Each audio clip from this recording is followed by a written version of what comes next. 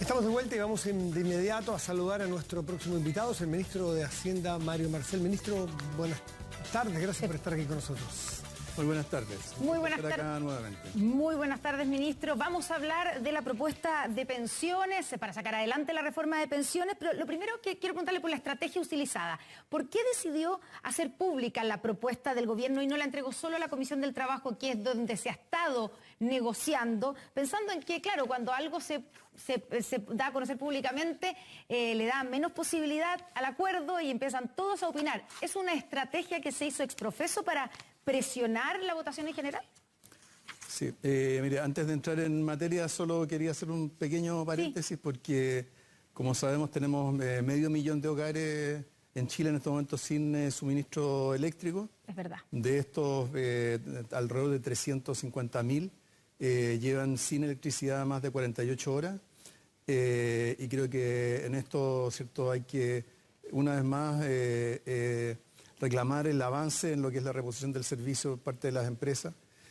Como sabemos, por supuesto, nadie puede impedir que con vientos de esta naturaleza caigan árboles sobre el tendido eléctrico, pero lo importante es que la reposición del servicio sea, ¿cierto?, lo más rápida posible, y eso es lo que el ministro Pardovo en particular en lo cual ha estado trabajando. ¿Siente usted que las empresas han puesto todo lo que tendrían que poner según la exigencia que tienen por tener un monopolio natural, por ser empresas reguladas, o siente que están al debe?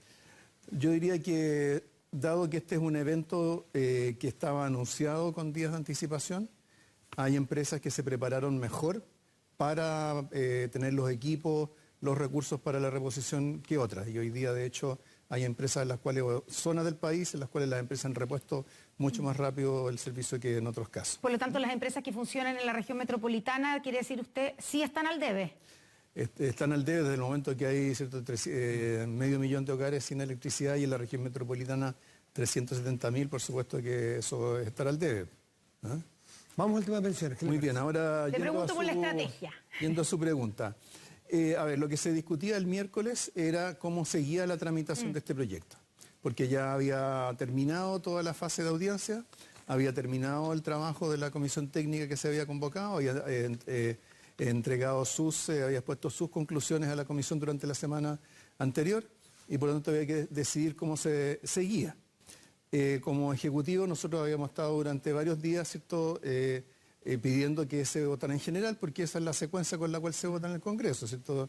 O sea, aquí estamos hablando de poder legislativo, no estamos hablando, ¿cierto?, de un seminario, un debate conceptual, sino que es un lugar donde se legisla. Normalmente, ¿cierto?, el Senado lo que hace es que vota primero la idea de legislar. En la comisión, en la sala, se da plazo para indicaciones, empieza la votación en particular.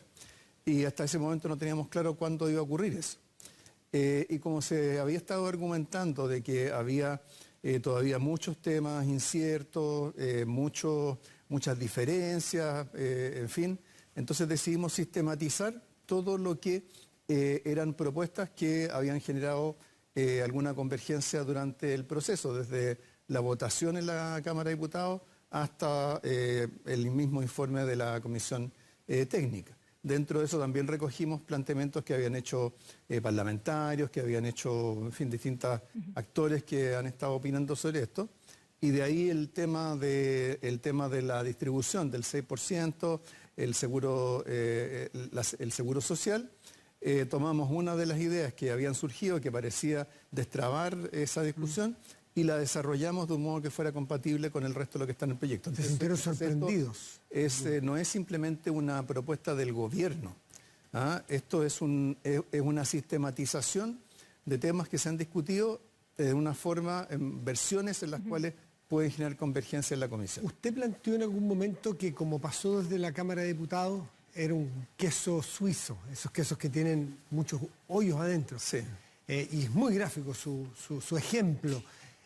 En función de eso, en que eventualmente ustedes consigan la idea general o la idea de legislar, que se apruebe en general, y después, ¿qué le parece a usted la decisión o la idea de algunos de dice, ¿por qué no hacemos de aquí en adelante que se vote en conjunto?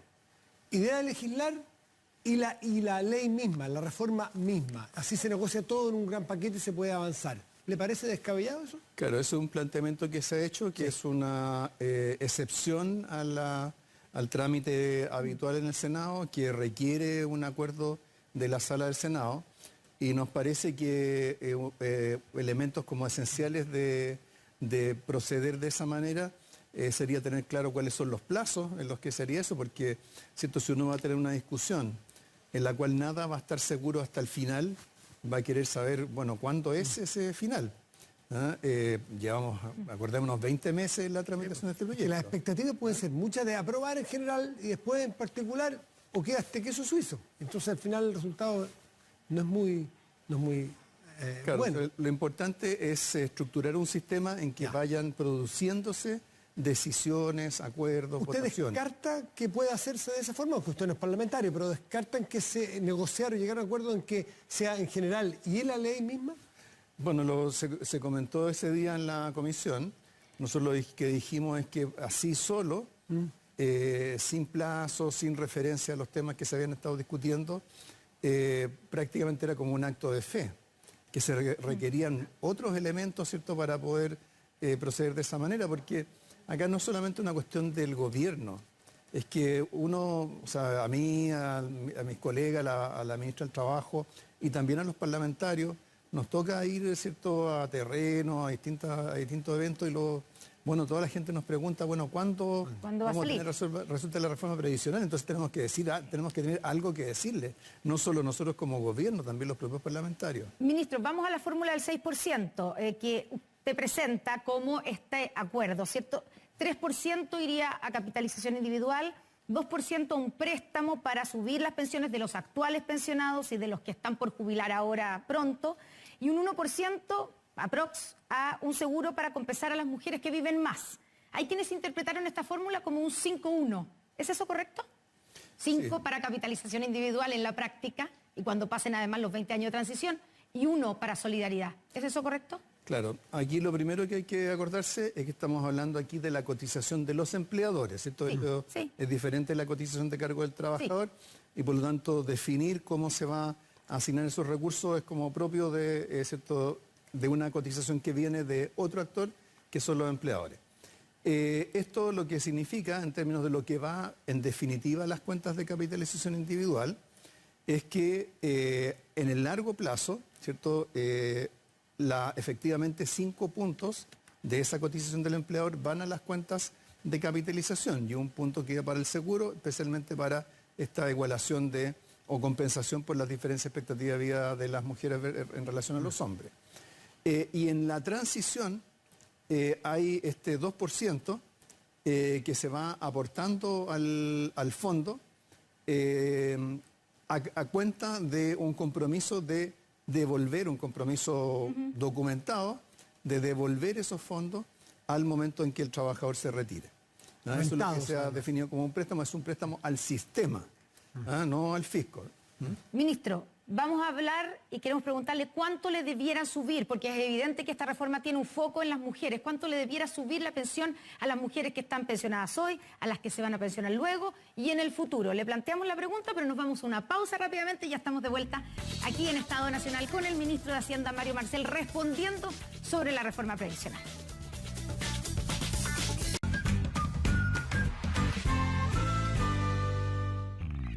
Ministro Mario Marcel, nos quedó una duda. Del 2% que los cotizantes de esta nueva cotización le entrega a este fondo, se lo presta, es un préstamo. ¿Esas son las cuentas nocionales que en un momento se habló? ¿Es lo mismo? ¿Es la idea que hayan cuentas nocionales? Nocionales. Ya. Que significa que en el fondo está anotado en alguna parte que yo di tanto al Estado y que después cuando yo me jubile me lo va a devolver con un interés. Pero está mi nombre, es mío. Eso es lo que está en el planteamiento. Para que quede claro, ya. Le habíamos dejado planteada la pregunta, ministro, ¿cuánto va a mejorar la pensión de las mujeres con esta fórmula? Y se lo preguntamos porque es evidente que tiene un foco esta reforma. Lo están llamando para decirle que no. Para negociar. Estamos listos para negociar. Que tiene un foco en las mujeres. ¿Cuánto va a mejorar? Y sabemos, bueno, usted nos va a mostrar esto en los gráficos. Sí.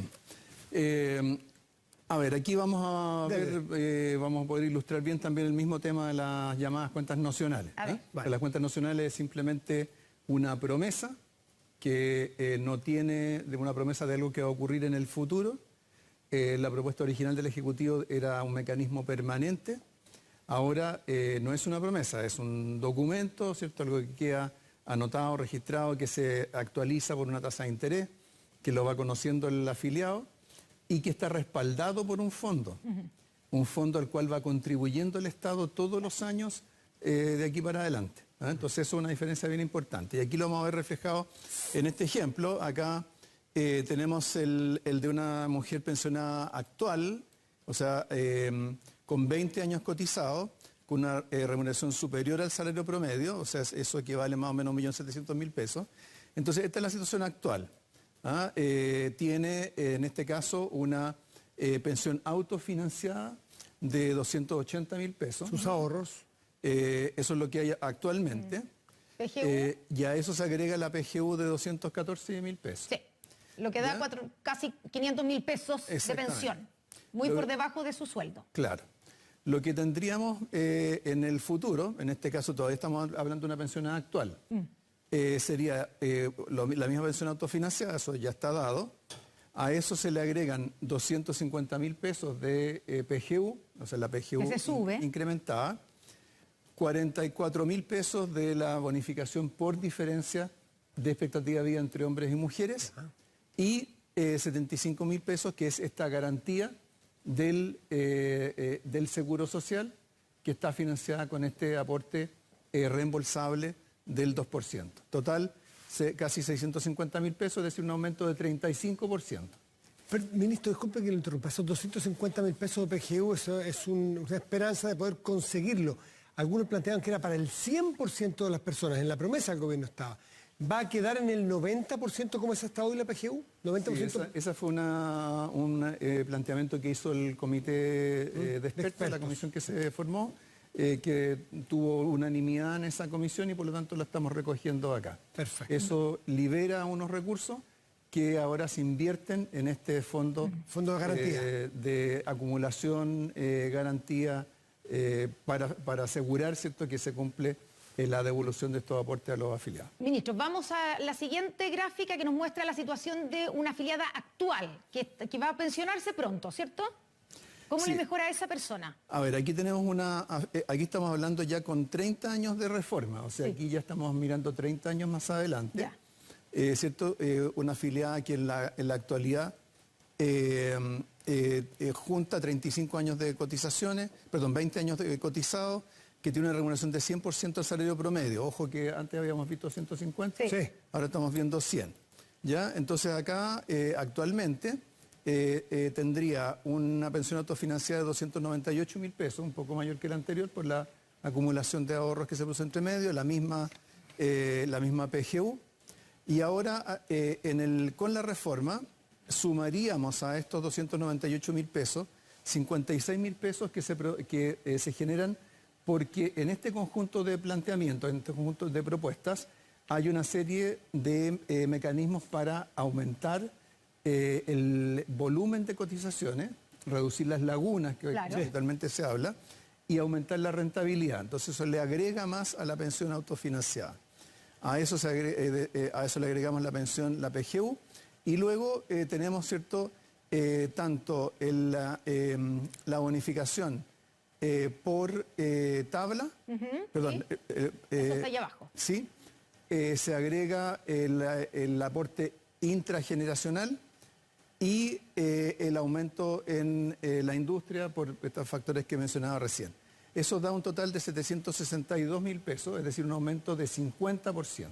Ya, y vamos al último caso. Esto es una afiliada actual. Vamos a una nueva afiliada, alguien que va a entrar con la reforma después de 45 años de reforma. ¿Cómo le cambia la situación? Claro, esta es una persona que tiene actualmente 24 años.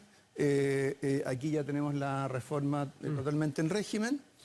Tiene 30 años cotizados, una remuneración de 50% salario promedio. Esta es una persona con una remuneración más baja. ¿Ya? En la situación actual, si no hubiera ningún cambio, su pensión sería de 465.000 pesos. Y ahora subiría a 786.000 pesos, un aumento de 70%. ¿Cómo ocurriría eso? Porque está la bonificación tabla, por el diferencial de expectativa de vida de hombres y mujeres. Está este aporte intrageneracional que tiene que ver, ¿cierto?, con los fondos que se van acumulando, el aporte reembolsable y, por último, la mejora de la industria que aumenta la rentabilidad de los fondos. Entonces, de 185.000 pesos, un aumento de 70% respecto a lo que hay hoy día. Ministro, aquí yo diría no nos preocupemos tanto los números absolutos porque estamos proyectando cosas por supuesto, a 45 años. Pero sí las proporciones, cuánto aumenta, cuánto mejor sería la pensión con este esquema respecto a lo que existe hoy día y también respecto con un esquema de 100% a capitalización, porque ahora ya desaparece esa diferencia que se planteaba antes, que si iba todo a capitalización se obtenía una pensión mejor.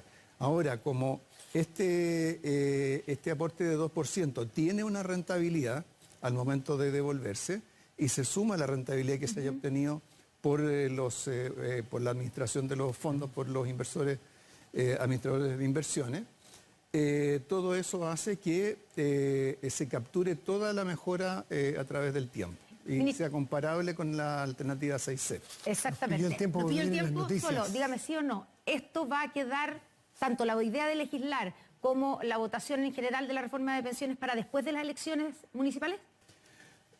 Digamos que este miércoles tiene que haber una definición que a nuestro entender tiene que ser una definición que dé seguridad sobre cómo sigue la tramitación del proyecto y dentro de qué plazo finalmente se va a despachar.